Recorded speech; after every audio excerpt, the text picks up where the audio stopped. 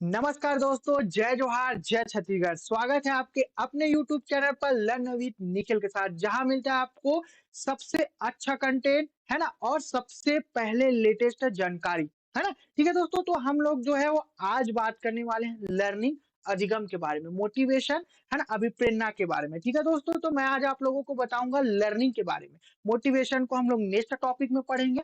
आज हम लोग जानेंगे कि लर्निंग होता क्या है ना? इसको प्रभावित क्या-क्या कारक करते हैं, है ना? ये इम्पोर्टेंट क्यों है ना? इसमें जो है वातावरण हो गया, ये सक्रिय भागीदारी, हमारा जो परिवार हो गया, स्कूल हो गया, बच्चे आखिर सीखते कैसे हैं, है ना? अधिगम को, है ना? उनकी एज क्या होती है यहाँ पे, उनको प्रभावित करने वाले कारक क्या-क्या होते हैं, इन सभी चीज़ों को हम लोग पढ़ेंगे, है ना? लर्निंग में। आज का जो टॉपिक है उसमें दोस्तों, इससे पहले हम लोगों ने जीन पियाजे पढ़ लिया था।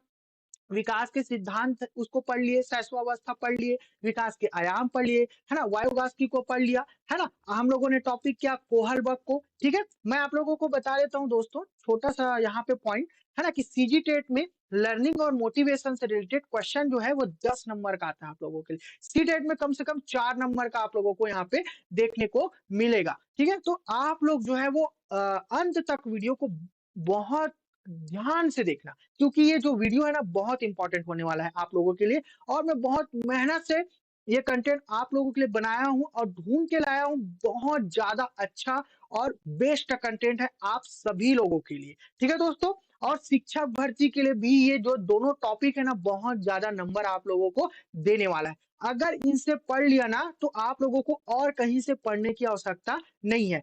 तो चलिए दोस्तों, हम लोग स्टार्ट करते हैं बिना किसी देरी के हमारा वीडियो को, ठीक है? तो चलिए लर्निंग स्टार्ट करते हैं दोस्तों। यहाँ पे अधिगम, है ना? अधिगम होता क्या है ये जानेंगे। अधिगम से क्या होता है हम लोग ये जानेंगे, ठीक है? तो देखते हैं हम लोग यहाँ पे अधिगम, ठीक है दोस्तों? यहाँ पे हम लोग देखते हैं अधिगम, है ना? लर्निंग अनुभव एक्सपीरियंस द्वारा व्यवहार में, है ना? आप लोग किसी चीज को सीख रहे हो, जैसे कि मैं आप लोगों को यहाँ पे समझा रहा हूँ, है ना? आप लोगों जीन प्याजे पढ़े, विकास का सिद्धांत पढ़े, बच्चों की अवस्थाओं को पढ़ा, उनके अकॉर्डिंग बच्चे व्यवहार कैसे करते हैं, उनका ज्ञान क्या होता है, ये सारी चीजों को आप लोगों ने जाना यहाँ पे। अब जो है आपके व्यवहार में बच्चों को लेकर आपका जो दृष्टिकोण है, आपका जो व्यवहार है, उसमें परिवर्तन देखने को मिलेगा कि हाँ, इस उम्र के बच्चे इस तरीके से व्यवहार करते हैं। तो हम लोगों को इस प्रकार से उनके साथ व्यवहार करना है ना? आपकी जो सीखने की जो कला है, जो एक तरीका है, उसके आपके जो व्यवहार है, उसमें आप लोगों को बदलाव देखने को मिलता है। वही तो है अधिगम, वही तो है सीखना। ठीक है दोस्तों, तो चलिए हम लोग नेक्स्ट पॉइंट की ओर बढ़ते हैं। व्यक्ति हर परिस्थिति से कुछ सीखता है ना? व्यक्ति जो है अपने हर परिस्थिति से, चाहे परिस्थिति अच्छी हो या परिस्थिति बुरी हो, बस आपका जो दृष्टिकोण है वो सीखने के लिए होना चाहिए। नहीं तो आप कभी दुखी नहीं होंगे, है ना खुश, है ना? मैं यहाँ पे भगवत गीता का आप लोगों को श्लोक बताता हूँ। श्री कृष्ण ने कहा था, सुख दुखे समय कृत्वा लाभा लाभो जयो जया, ततो युद्ध युजस्व नैनम पापा ममाप्यसी। सुख दुख को समान मान के तुम युद्ध करो कौनतय, ठीक है? तुम बस युद्ध करो। सीख गए ना आप लोग? बस आप लोग पढ़ते रहो मेरे दोस्तों और मित्रों, ठीक है? तो चलिए हम लोग आगे बढ़ते हैं। इसी सीखने से उसके व्यवहार में जो स्थायी परिवर्तन आते हैं वो अधिगम है। याद रखना, ये पॉइंट बहुत इंपॉर्टेंट है। स्थायी परिवर्तन, मैंने आप लोगों के लिए साइंटिस्ट, मनोवैज्ञानिक जो है वो सीजी टेट में इंपॉर्टेंट होते हैं। शिक्षक भर्ती के लिए आप लोगों को इंपॉर्टेंट होता है। केवीएस हो गया, एनवीएस, ये हमारे इसका भी एग्जाम था, ठीक है? केवीएस और एनवीएस का आने वाला है। शिक्षक भर्ती 2026 में आप लोगों को देखने वाला ही है, ठीक है? तो चलिए क्रो और क्रो के कौवे के अनुसार हम लोग देखते हैं यहाँ पे, है ना? मजाक कर रहा हूँ, आप लोग इज्जत से नाम लेना इनका, ठीक है? तो सीखना आदतों, ज्ञान, नॉलेज और दृष्टिकोण, एटीट्यूड का अधिग्रहण है ना? सीखना जो हम लोग जो आदत, यहाँ पे आदत हमारा जो व्यवहार जैसा होता है, ठीक है? हम लोग जैसे दूसरों के साथ व्यवहार करते हैं, वो हमारे साथ व्यवहार करते हैं। हमारे आसपास के वातावरण कैसा है ना? आपका सामाजिक परिप्रेक्ष्य कैसा है, आपकी भाषा कैसी है ना? इसके अनुसार जो है आप लोग जो है वो अधिग्रहण करते हो किसी चीज को, ठीक है? यहाँ पे देखते हैं हमारे सेकंड मनोवैज्ञानिक जेपी गिलफोर्ड ने सीखने को व्यवहार में कोई भी परिवर्तन जो व्यवहार के परिणाम स्वरूप होता है के रूप में परिभाषित किया। डायरेक्ट कहीं से क्वेश्चन आप लोगों को देखने को मिलता है, आप लोग याद रखना, ठीक है दोस्तों? हम लोग आगे बढ़ते हैं नेक्स्ट स्लाइड की ओर, ठीक है? देखते हैं लर्निंग प्रोसेस, सीखने की प्रक्रिया देखते हैं, ठीक है? कैसे होती है? कब-कब होती है और किन-किन प्रक्रियाओं से होती है। तो चलिए दोस्तों आगे बढ़ते हैं बिना किसी देरी के। अधिगम जन्म से लेकर मृत्यु तक चलने वाली प्रक्रिया है। अधिगम जो है वो जन्म से लेकर मृत्यु तक चलने वाली प्रक्रिया है। जैसे कि मैं आप लोगों को बता देता हूँ, आप लोग जो है अभिमन्यु, ठीक है? अभिमन्यु को जानते होंगे, अर्जुन का पुत्र, सुभद्रा का पुत्र। जब अभिमन्यु गर्भ में होता है, तो उनके पिता जो है चक्रव्यूह में जाना कैसे वो बताते हैं, तोड़ना भी कैसे, लेकिन वो तो सुन नहीं पाता, है ना? तो जन्म से लेके मृत्यु तक गर्भ में भी वो सीख जाता है ना? उसी प्रकार से आप भी सीखते हो, है ना? वूम्ब से टुम्ब की ओर, है ना? तो चलिए देखते हैं, ये एक सामाजिक प्रक्रिया है। याद रखना दोस्तों इस पॉइंट को, बहुत ज़्यादा इम्पोर्टेंट है। ये जो है एक सामाजिक प्रक्रिया है। बच्चे सीखने की शुरुआत उसके जो माता-पिता होता है ना, उसके प्रथम गुरु होते हैं यहाँ पे। फिर परिवार, फिर आपका स्कूल आता है। फिर आपके सामाजिक परिवेश आता है। ठीक है दोस्तों, तो चलिए हम लोग आगे बढ़ते हैं यहाँ पे। ये अनुकूलन की प्रक्रिया है, ठीक है? अपने आस-पास के वातावरण का अनुकूलन करना, उनके अनुसार ढल जाते हो ना आप, उनकी जो भाषा, जैसे आप लोग छत्तीसगढ़ में तो छत्तीसगढ़ी भाषा, आप लोग नेपाल में नेपाली भाषा सीखोगे, आप लोग बोल सकते हो कि अंग्रेजों में के साथ रहोगे तो आप लोग अंग्रेजी भाषा सीख जाओगे। है ना? अमेरिका चले जाओ, आप वहाँ अंग्रेजी बोलना सीख जाओगे। वातावरण के अनुसार आप ढल ही तो रहे हो ना यहाँ पे, और सीख रहे हो, है ना? जिस फ़ील्ड में आप लोग हो, उस फ़ील्ड में काम करना आप लोगों को अच्छा लगेगा, ठीक है? सीखना एक मानसिक मेंटल प्रोसेस प्रक्रिया है, ये याद रखना। सीखना एक मानसिक मेंटल प्रोसेस प्रक्रिया है। सीखने के लिए आप लोगों को मानसिक प्रक्रिया तो करनी ही पड़ती है ना। आपका जो दिमाग है, आप लोग किसी चीज़ में दिमाग लगाओगे, समय दोगे, तभी तो उन सब चीज़ों को सीख पाओगे ना, ठीक है? तो चलिए हम लोग आगे बढ़ते हैं। ये एक जटिल प्रक्रिया है। याद रखना दोस्तों, ये सीखने की जो एक प्रक्रिया है ना, वो जटिल प्रक्रिया है। जैसे कि आप लोगों को कोई साइकिल सीखना है, ठीक है? कि आप लोगों को साइकिल सीखना है, ठीक है? तो आप लोग सीधा साइकिल में बैठोगे और चलाना सीख जाओगे क्या? नहीं ना, आप लोग पहले गिरोगे, कई बार गिरोगे, मैं तो कई बार गिरा हूँ, है ना? ऐसा डंडा वाली साइकिल में मैं चलाना सीखूँ। अब तो पहले वो इसको फोल्डिंग के लिए, है ना, पार्ट बचाने के लिए 2 चक्के तो नहीं लगा देते थे, है ना? है ना? पहले तो डंडी वाला साइकिल था, बड़े लोगों का, है ना? पहले छोटे-छोटे साइकिल तो नहीं आते थे। है ना? तो एक सक्रिय जुड़ा होना चाहिए ना, एक्टिव एंगेजमेंट। हमारे मन में सीखना नहीं, मुझे साइकिल सीखना है, बाइक सीखना है, कार सीखना है मतलब मुझे सीखना है। ठीक है? चलिए दोस्तों आगे बढ़ते हैं। आप लोगों ने भी बहुत बार गिरे होंगे, तो मुझे कमेंट में ज़रूर करना, कितने लोग गिरे हो साइकिल से, है ना? गलतियाँ, मिस्टेक्स, त्रुटियाँ, एरर्स और गलत धारणाएँ, है ना? प्रासंगिक, रिलेवेंट है और इसके सीखने प्रक्रिया का हिस्सा है। मैंने आप लोगों को साइकिल सीखने का उदाहरण बताया। आप कई बार गिरे होंगे, गलती किए होंगे, गलती कर करके सीखोगे, तभी तो सीखे ना। हम लोगों को इसको जो है वो पॉज़िटिव लेना है ना? ये अधिगमकर्ता की चिंतन प्रक्रिया को बताता है, ठीक है? आप लोग जो है वो टेस्ट सीरीज़ देते हो ना, सीटेट का, आप लोग मुझे बताना कमेंट बॉक्स में, ये आपका पहला सीटेट है या सीजीटेट है कि सेकंड है कि थर्ड है? ठीक है? मैंने पहले बार में क्वालीफाई कर लिया था, तो आप लोग भी अगर फर्स्ट टाइम में तो आपके अंदर वो रुचि होना चाहिए। बार-बार उसी प्रैक्टिस को करने के लिए, ठीक है? नेक्स्ट टाइम मैं आप ही लोगों को पढ़ा रहा हूँ ना यहाँ पे। तो चलिए दोस्तों आगे बढ़ते हैं यहाँ पे। फैक्टर्स, है ना? अधिगम को प्रभावित करने वाले कारक कौन-कौन से हैं? अधिगम को हम लोग देखेंगे यहाँ पे छात्रों से संबंधित कारक। किससे संबंधित? छात्रों से संबंधित कारक, है ना? उसके बाद हम लोग शिक्षक से संबंधित कारक देखेंगे, है ना? देखते हैं यहाँ पे शारीरिक विकास, जिस हिसाब से अवस्थाएँ हैं बच्चे की, है ना? अवस्था जीन प्याजे के अनुसार, है ना? आपके लेवेगोस्की के अनुसार, कोहलबर्ग के नैतिकता सिद्धांत, याद है ना? आप सब पिछले वीडियो आप लोग देख के ज़रूर आना दोस्तों, है ना? हम लोगों ने बाल्यावस्थाओं को पढ़ा, तो शारीरिक विकास के अनुसार जो है वो बच्चा सीखता जाता है। हम जो अधिगम मैं आप लोगों को पाठ्यक्रम जो उसी के अनुसार बनता है ना? मानसिक विकास हो गया, मानसिक विकास, है ना? बच्चों की जो मानसिक उनकी जो आयु है, आप लोगों को बताया था ना, बुद्धि मैंने आप लोगों को पढ़ाया है ना? तो उनके अनुसार उन लोगों का पाठ्यक्रम यहाँ पे हम लोग सर्कुलेट करते हैं। रुचि, है ना? इंटरेस्ट, है ना? बच्चों को सीखने के लिए हम लोग किस तरीके से समझाएँगे? जैसे कि छोटे-छोटे बच्चे, मैं कोचिंग पढ़ाता हूँ छोटे-छोटे बच्चों को, तो मैं फ्लैश कार्ड बना के रखा हूँ। छोटे-छोटे आप लोग फ्लैश कार्ड जानते हो ना? उनको अल्फ़ाबेट अगर मुझे सिखाना है या जोड़-घटाव सिखाना है, तो मैं फ्लैश कार्ड बना के रखा हूँ। उन सभी चीज़ों को मैं उन लोगों को बोलूँगा कि एक ट्रेन बना, छुक, छुक, छुक, छुक, छुक, छुक, छुक, छुक रेलगाड़ी वाला, मैं फ्लैश कार्ड को नीचे में गिरा रहा हूँ, है ना? और आप लोग उनमें जैसे मैं यहाँ पे ऐप करके तो आप लोग सीख जाना।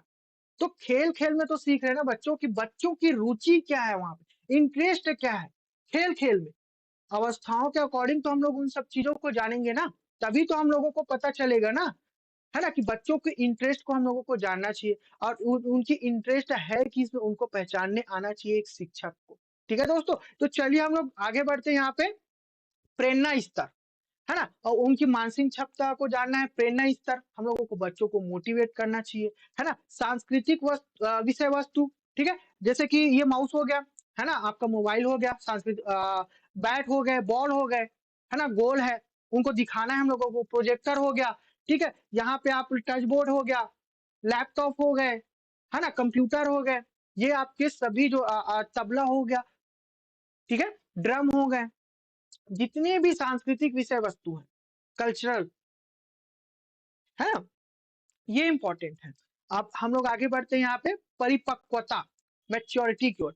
आप लोगों ने जीन पियाजे का सिद्धांत पढ़ा, है ना? और विकास का सिद्धांत पढ़ा, परिपक्वता बहुत ज़्यादा इंपॉर्टेंट होता है ना? बच्चों में उसके अनुसार वो लोग ग्रहण करते हैं। भावनाएँ, सकारात्मक भावनाएँ, है ना? सकारात्मक भावनाएँ बहुत ज़्यादा इम्पोर्टेंट होता है। एक होता है नकारात्मक भावनाएँ, चिंता, एंग्ज़ायटी, ठीक है? और सकारात्मक भावनाएँ आशा, जॉय आप लोग मुझे देखने के लिए आए हो क्या इस वीडियो में? नहीं। कंटेंट को देखने क्यों देखने के लिए? आप लोगों का एग्ज़ाम क्लियर हो जाए। बस किसी तरीके से हम लोगों का एग्ज़ाम क्लियर हो जाए, इसलिए आए हो ना।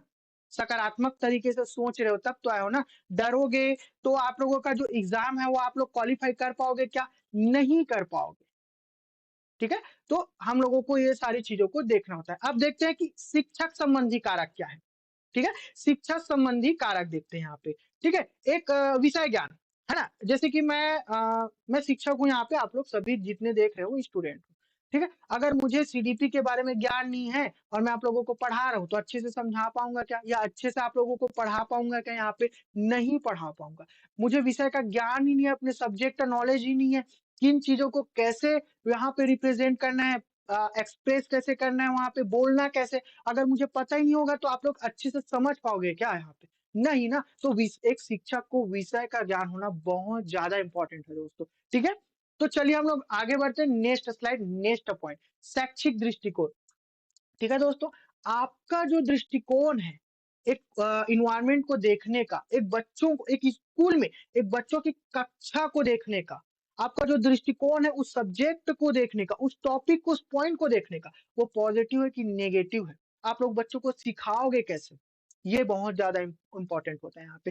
तो चलिए दोस्तों हम लोग आगे बढ़ते हैं। सक्रिय और रुचिपूर्ण शिक्षण पद्धति, ठीक है? आप एक्टिव ही नहीं हो, है ना? आप आए, सुस्त तरीके से कुर्सी में बैठ गए और पढ़ाने लगे बच्चों, हाँ, बच्चों तुम पढ़ लेना। ऐसा करोगे क्या? ठीक है? ऐसा नहीं करोगे ना, सक्रिय रहोगे ना, एक्टिव रहोगे सिखाने के लिए किसी टॉपिक को लेकर, है ना? साइंस से रिलेटेड हो गया, सामाजिक विज्ञान से, किसी भी सब्जेक्ट से रिलेटेड। रुचिपूर्ण शिक्षण पद्धति, बच्चों को उसमें आपको आनंद, मज़ा आना चाहिए। जैसे कि मैंने आप लोगों को बताया, है ना? फ्लैश कार्ड के बारे में बताया, पोर्टफोलियो के बारे में बता रहा हूँ, है ना? ठीक है? इस प्रकार से आप लोग रुचिपूर्ण तरीके से उनको शिक्षण पद्धति का उपयोग करके सिखा सकते हो। आप लोगों को करने आना चाहिए, ठीक है? बच्चों के व्यक्तिगत अंतरों का ज्ञान। अब दोस्तों मैं आपको बता रहा हूँ कि हर बच्चा एक जैसा होता है क्या? नहीं, ये आप लोगों को पता होना। उनकी जो सीखने की जो क्षमता है वो एक जैसा होता है क्या? नहीं, अलग-अलग होता है। तो हर बच्चे को एक जैसा सिखाना है क्या? नहीं। हम लोगों को समावेशी शिक्षा को लेकर चलना है। उनको अलग नहीं कर देना है कि नहीं तुमको नहीं आता तो हम लोग नहीं सिखाएँगे। ये चीज़ें आप लोगों को आना चाहिए, मोटिवेट करने आना चाहिए बच्चों को। ठीक है? देखते हैं यहाँ पे दोस्तों, अच्छी शिक्षण विधियाँ। आप लोगों को जो शिक्षण विधियों के बारे में ना जानकारी होना बहुत ज़रूरी है, क्योंकि आप लोग सभी भावी शिक्षक हो। इसके बारे में हम लोग जानेंगे, समावेशी शिक्षा क्या होता है, बाल केंद्रित शिक्षा क्या होता है और शिक्षण विधियों के बारे में भी हम लोग अध्ययन करेंगे, क्योंकि ये जो पॉइंट्स है ना, बहुत ज़्यादा इम्पोर्टेंट है। इनसे आप लोगों का क्वेश्चन देखने को मिलता है, ठीक है? टीएलएम। ठीक है? तो चलिए दोस्तों आगे बढ़ते हैं पर्यावरणीय संबंधी कारक की ओर। ठीक है? मैंने आप लोगों को आनुवांशिकता पढ़ाया और वातावरण दोनों पढ़ा दिया हूँ। ठीक है? आप लोग एक बार वीडियो को ज़रूर देख लेना, है ना? बहुत अच्छे से और स्पष्ट तरीके से और सरल शब्दों में, सहज तरीके से आप लोगों को मैंने उसमें बताया है। ठीक है? नोट्स भी अच्छा आप लोग नोट्स बना सकते हो। ठीक है दोस्तों? तो चलिए देखते हैं विद्यालय का वातावरण अच्छे शिक्षक, प्रबंधन, मैनेजमेंट, है ना? पुस्तकालय, खेल का मैदान आदि जैसी सुविधा होना चाहिए, तभी तो बच्चा जो है वो अच्छे से सीख पाएगा। उसका जो मानसिक विकास है, बौद्धिक विकास है, शारीरिक विकास है। महात्मा गांधी ने कहा था कि उनका जो सर्वांगीण विकास है वो इसी से हो पाएगा। ठीक है, तो चलिए दोस्तों हम लोग आगे बढ़ते हैं। यहाँ पे नेक्स्ट पॉइंट, कक्षा का वातावरण। ठीक है, कक्षा का वातावरण जो सहयोगी होना चाहिए, सहकारी है ना, कोऑपरेटिव बच्चे होने चाहिए वहां पे। हाँ, जैसे कि अगर मैं आप लोगों को कंटेंट दूंगा ही नहीं तो आप लोग पढ़ोगे क्या? पीडीएफ प्रोवाइड नहीं करूंगा, नहीं नहीं ये मुझसे ज्यादा जान लेगा तो मैं नहीं करूंगा। नहीं, बच्चे को हम लोग को ये नहीं सिखाना है। वातावरण हम लोगों को बताना है कि बनाना कैसे वहां पे सहयोगात्मक रूप से। बच्चे को सिखाना है कि शेयर कैसे करते, शेयर करके कैसे पढ़ते, तालमेल कैसे बिठाते हैं यहाँ पे। ठीक है दोस्तों, यहाँ पे हम लोगों को तालमेल बिठाना है बच्चों के बीच में, ताकि एक दूसरे के सहयोग करके वो जो है वो आगे बढ़ सके। ठीक है, हम लोगों को ये सिखाना है। अब देखते हैं परिवार का वातावरण। परिवार ही, माता पिता जो वहां पे होते हैं ना, वो उनके प्रथम गुरु होते हैं, है ना। वही अगर उन लोगों को प्रोत्साहित नहीं करेंगे, सपोर्ट नहीं करेंगे, तो बच्चे का जो संपूर्ण विकास होगा वो हो पाएगा क्या? नहीं। वो जो काम कर रहे हैं उसको अगर वो सक्रिय रूप से भागीदारी उसमें नहीं निभा पा रहे, नहीं तू गलत कर रहा है, नहीं ऐसा मत कर, वैसा मत कर, रोकने टोकने लग जाए ज्यादा उसके कार्यों को लेकर, तो उसका जो है, जो विकास जैसा होना था वैसा हो पाएगा क्या? नहीं हो पाएगा, है ना। तो हम लोगों को सपोर्टिव और प्रोत्साहित देने वाला होना चाहिए। कैसा? उनका पारिवारिक वातावरण। ठीक है दोस्तों, तो चलिए हम लोग एक क्वेश्चन यहाँ पे कर लेते हैं, है ना। यहाँ पे क्वेश्चन है, निम्नलिखित में से कौन से कारक अधिगम को प्रभावित करते हैं? हम लोगों ने पढ़ा, डायरेक्ट क्वेश्चन बनाना यहाँ से। ठीक है, तो पहला यहाँ पे ऑप्शन है आपका, है ना, अधिगमकर्ताओं की अभिवृत्ति, अधिगमकर्ताओं की आयु, अध्यापन की शिक्षा शास्त्रीय तकनीकें, अधिगमकर्ताओं का सामाजिक सांस्कृतिक ये तो सभी सही है दोस्तों। तो यहाँ पे हमारा जो सही ऑप्शन हो जाएगा, ये तो सभी सही है, हम लोगों ने सभी पढ़ा, तो 1 2 3 4 सभी ऑप्शन यहाँ पे सही है। ठीक है, तो यहाँ पे हम लोग सभी आंसर को सही ले लेंगे। ठीक है, तो चलिए दोस्तों हम लोग आगे बढ़ते हैं यहाँ पे। ठीक है, कर्व लर्निंग, अधिगम वक्र की ओर। ठीक है, अधिगम वक्र अब क्या है? जैसे कि आप लोगों ने सरका ऐसा वक्र देखा होगा। ठीक है, जैसे कि एक सीखने की प्रक्रिया होती है। ठीक है, पहले आप लोग धीमी करोगे, फिर उसके बाद तेज करोगे, फिर वो डाउन हो जाता है क्या?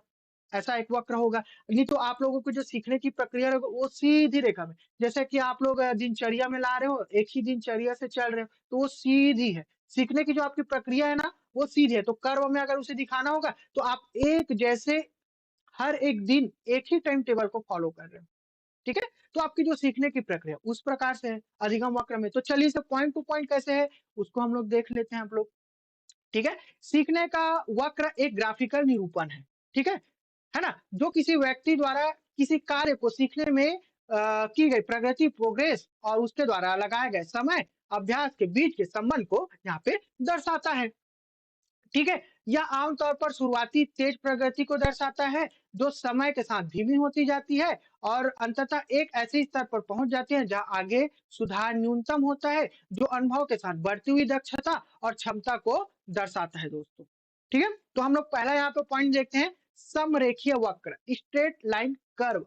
है ना, देखते हैं क्या है इसमें। सीखने की गति एक समान होती है, मैंने कहा ना, है ना। जैसे कि आप लोग स्टार्ट किए और वही जो है बार बार प्रक्रिया एक ही जैसे जैसे शुरू में था ना उसी के अनुसार आप लोग कर रहे हो। जैसे कि देखो यहाँ पे बच्चा एक दिन पढ़कर जितना सीख रहा है अगले दिन भी उतना पढ़कर उतना सीख रहा है, अर्थात प्रतिदिन समान मात्रा में पढ़कर समान सीख रहा है।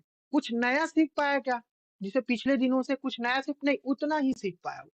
ठीक है, यहाँ पे हम लोग देखते हैं दोस्तों दूसरा, इलो इलेवेशन कर्व, है ना, उन्नतोदर वक्र। इसमें सीखने की गति पहले तेज होती है, बच्चा कुछ भी पढ़कर जल्दी सीख जाता है, परंतु कुछ समय बाद उसकी सीखने की गति धीमी हो जाती है। वो जितना समय देकर पढ़ता है उतना नहीं सीख पाता। ठीक है, ये आप लोगों को वक्र दिख रहा होगा। ठीक है, चलिए आगे बढ़ते हैं नेक्स्ट स्लाइड पर। ठीक है, यहाँ पे लिखा हुआ है कॉनकेव लर्निंग कर्व। ठीक है, नतोदर अधिगम वक्र। इसमें शुरू होने से पहले सीखने की गति धीमी होती है, बाद में धीरे धीरे सीखने की गति तेज होने लगती है और सर्वोत्तम स्तर की तरफ बढ़ती है। ये आप लोगों को समझ में आया। जैसे कि आप लोग स्टार्ट किए तो धीरे धीरे तैयारी आप लोग जो है वो स्टार्ट किए, उसके बाद एग्जाम पास आ गया तो नहीं नहीं नहीं नहीं मुझे अच्छे से पढ़ना है, अच्छे से मेहनत करना है, ऐसा करके आप लोग दिन रात मेहनत करने में लग गए। ठीक है? पहले धीमी थी, उसके बाद नहीं मुझे बहुत ज़्यादा मेहनत करना है ऐसा करके, है ना? पेपर पास है नहीं मुझे पढ़ना है, मैं खाना-पीना सब चीज़ छोड़ दोगे आप, ठीक है? आप लोगों में से कितने लोग ऐसे करते हो कमेंट बॉक्स में ज़रूर बताना, ठीक है? एकदम और ऐसे लोग ना एग्ज़ाम भी क्वालीफाई कर देंगे क्योंकि उनको और कुछ दिखता ही नहीं है, पढ़ना है मतलब पढ़ना है, ठीक है? तो चलिए हम लोग आगे बढ़ते हैं दोस्तों, इसी प्रकार से चौथा यहाँ पे मिश्रित अधिगम वक्र। है ना? उन्नतोदर वक्र तथा नतोदर अधिगम वक्र का मिश्रित स्वरूप है जिसमें सीखने की गति शुरू और अंत में तेज और धीमी दोनों तरह की रहती है। इसे एस वक्र के नाम से जाना जाता है। ये याद रखना एस वक्र से रिलेटेड आप लोगों को जो है वो क्वेश्चन बनाए जाते हैं, है ना? एस वक्र से रिलेटेड क्वेश्चन वक्र से रिलेटेड ना 1-2 क्वेश्चन आप लोगों को देखने को मिल सकता है। आप लोगों को आशा करता हूँ ये वक्र का जो टॉपिक था वो समझ में आया होगा। चलिए दोस्तों एक और है यहाँ पे अधिगम पठार। ठीक है? अधिगम पठार ये भी इम्पोर्टेंट है, जिसमें सीखने की गति रुक जाती है, शून्य हो जाती है। अधिगम में ना तो उन्नति होती है और ना ही अवनति होती है। वो सीखता ही नहीं है कुछ, है ना? जो होगा देखा जाएगा, बात खत्म, मैं पढ़ूँगा ही नहीं। ये ऐसा होता ऐसे वाले लोग भी आप लोगों को देखने को मिलेंगे, ठीक है? भगवान भरोसे वाले, जय माता दी, जय माता दी, जय माता दी वाले। चलिए देखते हैं यहाँ पे दोस्तों, ट्रांसफर ऑफ लर्निंग सीखने का स्थानांतरण कैसे होता है? ठीक है? ये भी बहुत ज़्यादा इम्पोर्टेंट है ना? मैं आप लोगों को बता देता हूँ पॉजिटिव ट्रांसफर, ठीक है? और एक नेगेटिव ट्रांसफर, है ना? यहाँ पे मैं आप लोगों को उदाहरण बताऊँगा, पहले पढ़ लेते हैं। अधिगम का सकारात्मक स्थानांतरण, जब पूर्व अधिगम किसी नए कार्य को सुगम बनाता है या उसे आसान बनाता है। जैसे कि इसमें उदाहरण जो है एक संगीतकार जो वायलिन बजाना जानता है, उसे पियानो सीखना आसान लगता है। अब मैं आप लोगों को बता देता हूँ, आप लोग सी टेट के लिए या सीजी टेट के लिए इसे पढ़ रहे हो। आप सीडीपी पढ़ रहे हो, ठीक है? आप लोगों को पता है कि ये जो सीडीपी केवीएस, एनवीएस या छत्तीसगढ़ शिक्षक भर्ती में भी इसको पढ़ना होगा, है नहीं? तो मैं अभी इसको इसके ऊपर बहुत ज़्यादा मेहनत कर लेता हूँ। मेरा शिक्षक भर्ती का तैयारी इसी से हो जाएगा, ठीक है? ये आप लोगों को समझ में आया ना पॉजिटिव? अब नेगेटिव का देख लेते हैं हम लोग। नेगेटिव ट्रांसफर ऑफ लर्निंग, सीखने का नकारात्मक स्थानांतरण, जब पूर्व सीखे किसी नए कार्य को सीखने में बाधा डालती है या उसे और अधिक कठिन बना देती है। आप टाइम नहीं दे पाते हो, ठीक है? किसी चीज़ को करने के लिए एग्ज़ाम्पल देखते हैं, मैं सड़क के दाईं ओर गाड़ी चलाना सीखना दूसरे देश में बाईं ओर गाड़ी चलाने के बाधा उत्पन्न कर सकता है। जैसे कि हम लोग यहाँ पे इंडिया में देखते हैं हम लोग बाएँ ओर चलाते हैं, है ना? अब आप लोग अमेरिका चले जाओगे तो अगर वहाँ दाईं ओर गाड़ी चलता होगा तो आप लोग कैसे करोगे? सीख पाओगे क्या? हाँ, आप लोग साइकिल ही चला रहे हो, बाइक चला रहे हो तो आप लोग को दिक्कत होगा ना, क्योंकि प्रैक्टिस ही नहीं है उसका। है ना? उसका प्रैक्टिस रखे हो क्या यहाँ पे? नहीं, इस कारण से। तो चलिए देखते हैं जीरो ट्रांसफर ऑफ लर्निंग, शून्य अधिगम स्थानांतरण, ठीक है? शून्य अधिगम स्थानांतरण, जब पहले से अर्जित ज्ञान या कौशल का किसी नए कार्य को सीखने पर कोई प्रभाव नहीं पड़ता है। जैसे कि आप लोग शतरंज खेलना जानते हो, शतरंज खेलना जानते हो। अब आप लोग ये देखो कि आप लोग फुटबॉल भी खेल रहे हो, तो जो शतरंज खेलने में आप जानते हो, तो फुटबॉल खेलने में कोई दिक्कत आ रहा है क्या आप लोगों को? नहीं, क्योंकि ये दोनों गेम तो अलग-अलग है ना? एक इंडोर गेम है, तो एक तो आउटडोर गेम है। इसे आप लोग समझ सकते हो, है ना दोस्तों? ये जो पॉइंट है ना यहाँ पे मोस्ट इम्पोर्टेंट होने वाला है आप लोगों को सीजी टेट और सी टेट के लिए, इफेक्टिव मेथड ऑफ लर्निंग, करके सीखना। इनसे जो है क्वेश्चन लर्निंग बाय डूइंग बहुत ज्यादा आप लोगों का क्वेश्चन ना बनाया जाता है, तो इसे ध्यान से पढ़ना दोस्तों। तो चलिए पहला जो पॉइंट है वो लर्निंग बाय डूइंग, करके सीखना, ठीक है? ये बच्चों को खुद करके सीखने पर जोर देती है। इसमें बच्चे गतिविधियों में प्रत्यक्ष रूप से भाग लेकर ज्ञान और कौशल प्राप्त करते हैं। जैसे कि मैं आप लोगों को बताया रेलगाड़ी छुक छुक छुक छुक छुक छुक छुक छुक, रेलगाड़ी छुक छुक, है ना? फ्लैश कार्ड वाला। मैं वहाँ पे सिर्फ एक जो टीचर रहते हैं ना वहाँ पे फैसिलिटेटर के रूप में रहते हैं। बच्चे खुद करके सीखते हैं वहाँ पे, है ना? खेलों के माध्यम से। ठीक है दोस्तों यहाँ पे? तो देखते हैं यहाँ पे, है ना? नेक्स्ट अनुकरण द्वारा सीखना, वह प्रक्रिया है जिसमें बच्चे दूसरों के कार्यों का अवलोकन करके और उनकी नकल करके नए कौशल, व्यवहार या जानकारी प्राप्त करते हैं। ठीक है? जैसे कि मैं बता रहा हूँ अपना, मैंने खान सर को सबसे पहले देखा था, है ना? खान सर को मैं उदाहरण के तौर पे बता रहा हूँ, खान बच्चे बहुत ज़्यादा नकल करते हैं, है ना? मैं अपना बता रहा हूँ, खान सर को सबसे पहले देखा था। कि हाँ, मैं यूट्यूब में पढ़ा रहे हैं, इस प्रकार से भी पढ़ाया जा सकता है, टीचर बना जा सकता है। तो मैं भी उसी प्रकार से यहाँ पे जो है वो कर रहा हूँ। बच्चे भी जो अगर देखना, बच्चे साइकिल चलाते देखेंगे बड़ों को, तो नहीं मैं भी साइकिल चलाना सीख सकता हूँ या सीखूँगा या सीखूँगी। नहीं मुझे भी ये करना है, मुझे भी ये सीखना है, कंप्यूटर चलाने से रिलेटेड। नकल करना यहाँ पे स्टार्ट कर देते हैं। और ये जो नकल होता है वो पॉजिटिव होता है। ठीक है दोस्तों, तो चलिए देखते हैं यहाँ पे विकास के लिए बहुत ज्यादा इंपॉर्टेंट है ना। लर्निंग बाई ऑब्जर्वेशन, अवलोकन द्वारा सीखना, देख कर सीखना, है ना। देखते हैं यहाँ पे अवलोकन करना, इसमें बच्चा जो देखता है वो सीखता है। एक ऐसी प्रक्रिया है जिसमें व्यक्ति प्रत्यक्ष अनुभव के बजाय दूसरों को देखकर नए व्यवहार और कौशल प्राप्त कर लेता है ना। जैसे कि आप लोगों ने बहुत सारे जो है गुरुओं को यहाँ पे यूट्यूब में देखते होगे, सुनते होगे, है ना। तो आप लोगों को भी लगता होगा कि नहीं, ये जो बता रहे हैं वो सही है, मुझे अपने व्यवहार में, अपने आचरण में, अपने व्यक्तित्व में एक बदलाव करना चाहिए, ताकि लोग मुझे जान सके, पहचान सके। ठीक है। जैसे कि आप लोग प्रेमानंद महाराज जी के बारे में जानते होगे, बहुत अच्छी अच्छी बातें आप बताते रहते हैं, है ना। उनके आचरण, जो आदत है, उनका व्यवहार है, बोलने की तरीका ठीक है। तो चलिए दोस्तों, हम लोग आगे बढ़ते हैं नेक्स्ट स्लाइड की ओर।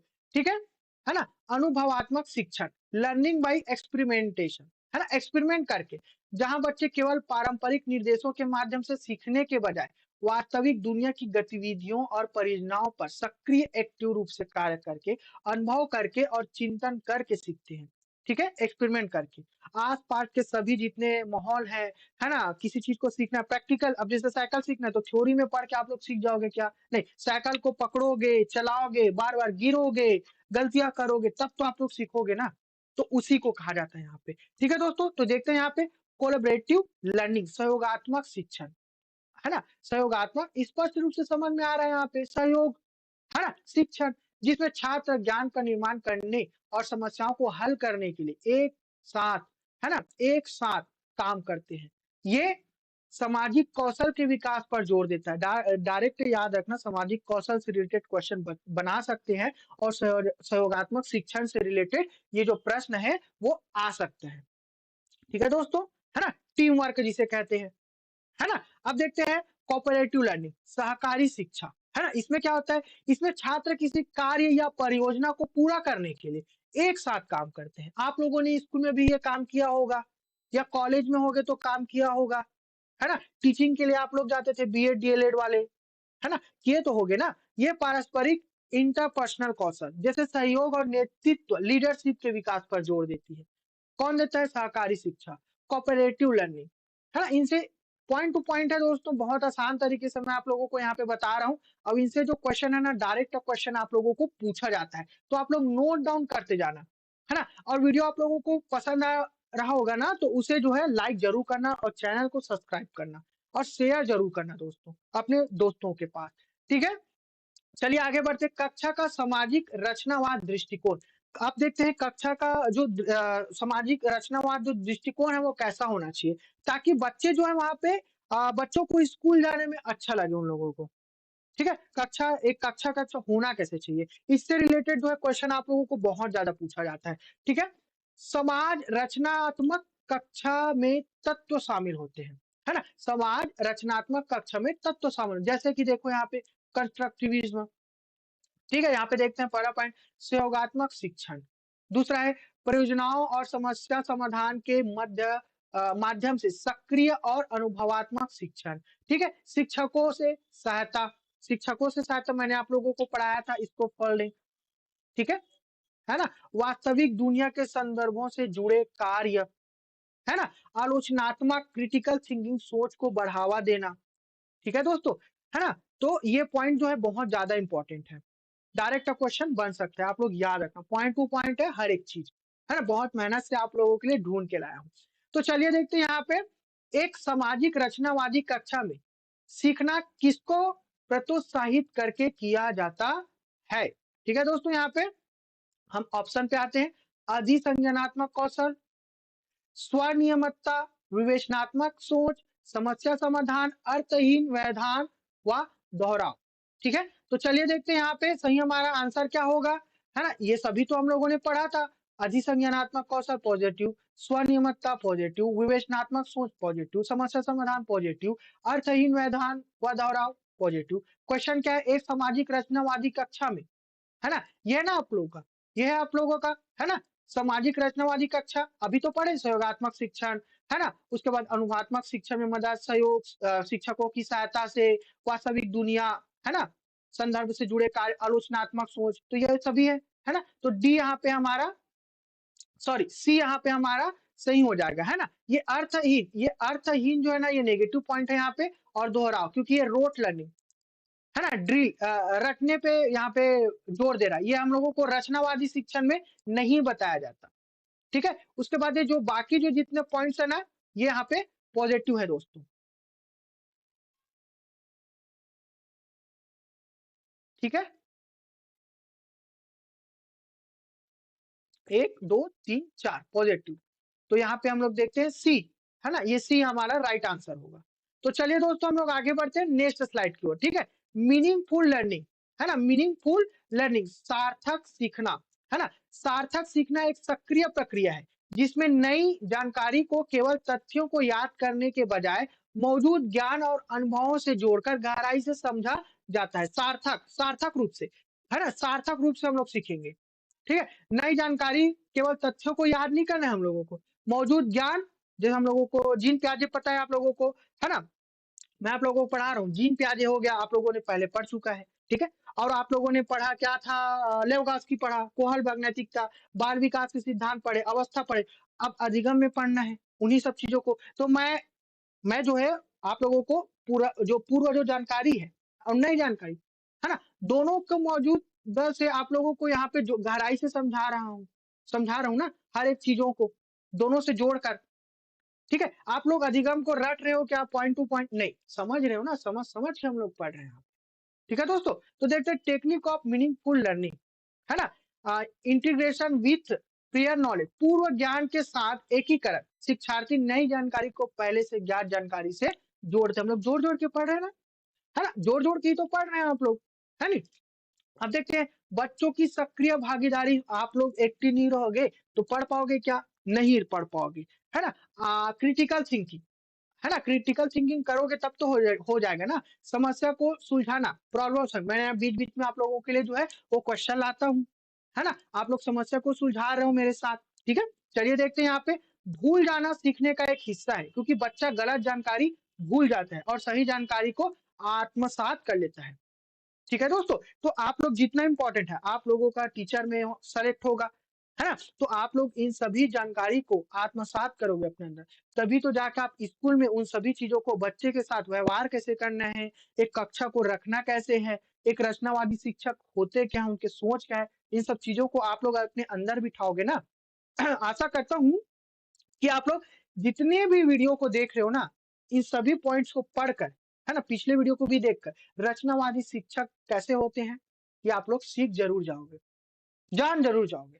ठीक है दोस्तों, तो चलिए आगे बढ़ते हैं नेक्स्ट पॉइंट, है ना, सक्रिय सहभागिता, निष्क्रिय ग्रहणशीलता, है ना, के स्थान पर शिक्षार्थी अर्थ निर्माण के लिए चर्चा, प्रयोजनाओं, समस्या समाधान और प्रयोगों जैसे तरीकों के माध्यम से सक्रिय रूप से भाग लेते हैं।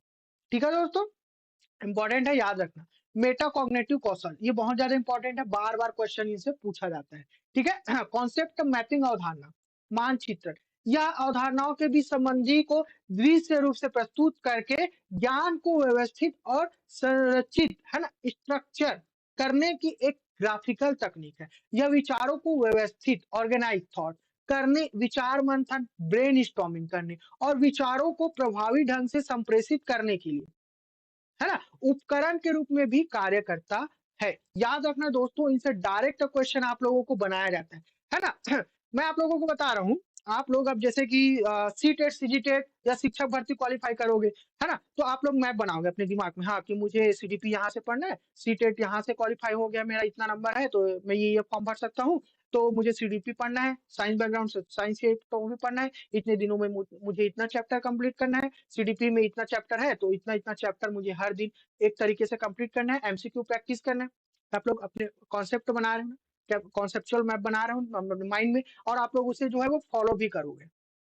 ये आप लोगों को समझ में आया होगा दोस्तों।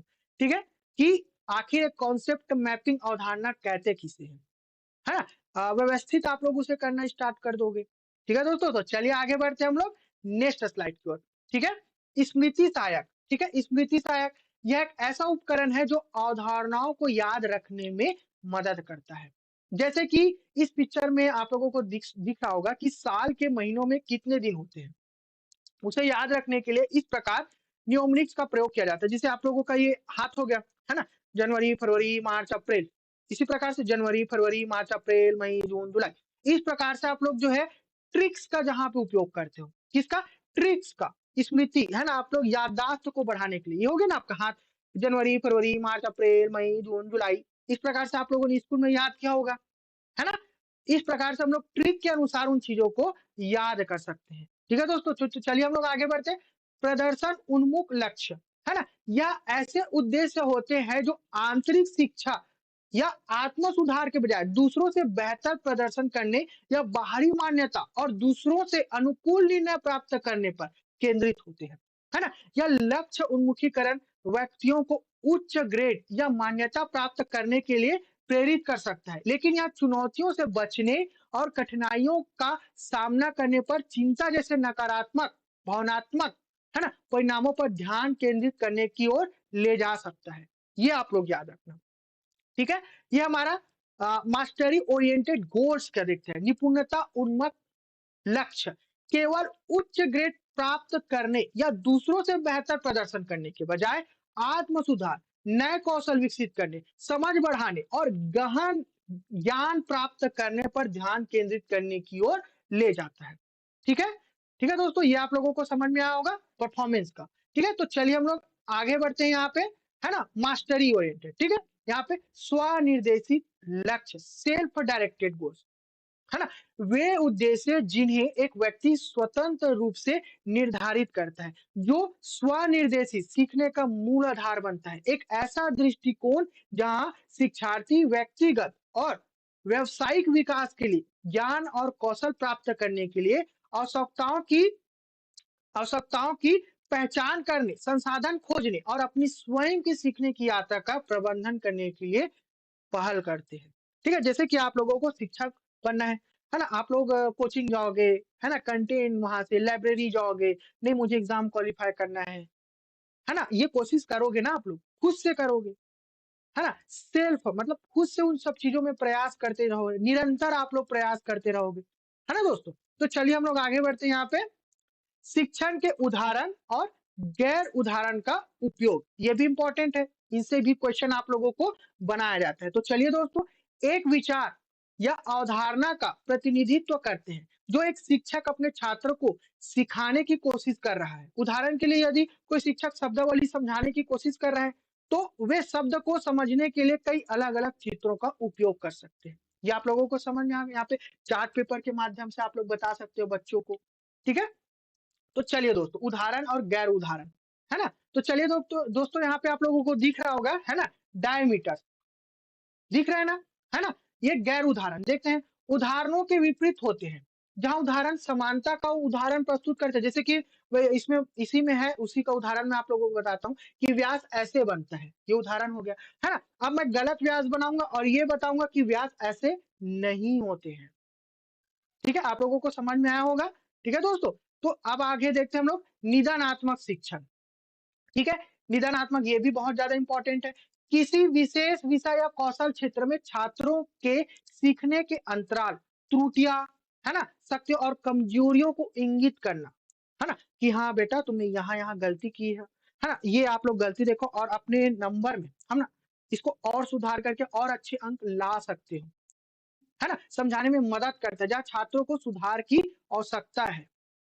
ठीक है? अब देखते हैं यहाँ पे उपचारात्मक, पहले पहले हम जो है निदान करेंगे, ठीक है? पहले हम लोग निदान करेंगे, है ना? आप लोगों को पता होगा कि ये कमी है इस टॉपिक में, हम, है ना? आप लोगों को पता है कि सीडीपी में मेरा नंबर क्यों नहीं आ रहा है ना? किस कारण से नहीं आ रहा है? ठीक है? ये पता है ना? या आप लोग पढ़ोगे कि हिंदी पढ़ रहे हो पेडागोजी तो नंबर क्यों नहीं आ रहा है? इंग्लिश पढ़ रहे हो पेडा तो नंबर, है ना? उसको देखोगे, निदान करेंगे, है ना? टीचर निदान करेंगे। उसके बाद आप लोगों का उपचार वहाँ पे होगा, है ना? जैसे कि मैं आप लोगों का उपचार को बेटा कि तुम्हारा ये सीडीपी में इस टॉपिक से रिलेटेड आप लोग नहीं बना पा रहे हो तो इसे अच्छे से समझा रहा हूँ, इसको अच्छे से समझ लेना, पढ़ लेना, क्वेश्चन प्रैक्टिस करना। फिर आप लोग इसका क्या होगा, उपचार आप लोगों को मिल गया, है ना? तो ये देखते हैं, ये लिखा हुआ है निदानात्मक शिक्षण के माध्यम से पहचानी गई विशिष्ट अधिगम कठिनाइयों को दूर करने के लिए छात्रों को अतिरिक्त लक्षित सहायता और समर्थन प्रदान करना। ठीक है दोस्तों, ये आप लोगों को समझ में आया होगा, है ना? यहाँ पे निदान पहले, उसके बाद आपका उपचारात्मक शिक्षण है। मिलते हैं दोस्तों नेक्स्ट वीडियो में, और नेक्स्ट वीडियो में हम लोग पढ़ेंगे जितने भी अधिगम से रिलेटेड जितने भी साइंटिस्ट है यहाँ पे मनोवैज्ञानिक है, उनका हम लोग सिद्धांत पढ़ेंगे, है ना? जैसे कि ईएल थॉर्नडाइक हो गए, ठीक है, अल्बर्ट बंडूरा हो गए, पाउलो हो गए, है ना? आपको बीएफ स्किनर हो गए। इन सभी चीजों से रिलेटेड हम लोग जो है टॉपिक को कवर करेंगे, है ना? और अधिगम अक्षमता को भी पढ़ेंगे, मोटिवेशन को भी पढ़ेंगे यहाँ पे, और इन सभी चीजों से लेके 10 नंबर का यहाँ पे आप लोगों का पूरा जितना कंटेंट है वो कवर हो जाएगा दोस्तों। आशा करता हूँ कि आज का वीडियो आप लोगों को पसंद आया होगा, ठीक है? तो वीडियो को लाइक करना, चैनल को सब्सक्राइब करना और बेल आइकन को दबा देना दोस्तों, ताकि सबसे पहले वीडियो आप लोग तक पहुंच जाए। और चैनल वीडियो को शेयर जरूर करना दोस्तों, है ना? आशा करता हूँ दोस्तों पसंद आया होगा, है ना? जय जोहार, जय छत्तीसगढ़।